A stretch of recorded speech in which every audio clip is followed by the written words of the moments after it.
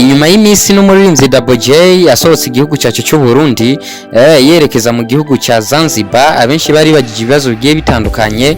Ikintu nyamukuru cyo bakimutwaye uwo muririmbyi hanze y'igihugu ku nshuro yiwe ya mbere, nawe nyine ubwiwe ntacyo yashimye kuvuga, aho yahura n'ibimenyesha makuru bimwe bimwe byahi wacu bimubaza ikintu cyo bakimutwaye muri ico gihugu cya Zanzibar.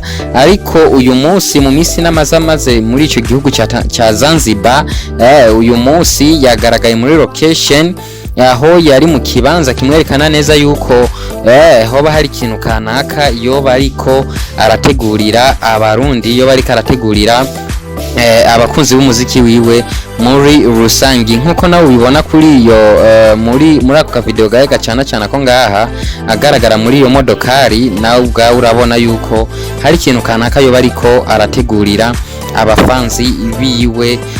Natwe twashimye kubibashikiriza namwe nk'abasanzwe badukurikirana kugira mumenye bimwe muri byinshi mwibaza mu bintu byo byaraye bitwaye uwo muririmbyi Double J muri ico gihugu cya Zanzibar. Uko tuvyibaza nawe ni kuvyibaza, kora subscribe kuri channel yacu ya YouTube mu kubandanya wironkera update news zose zigenda ziraca kuri runo rubuga rwacu. Turabakunda cyane.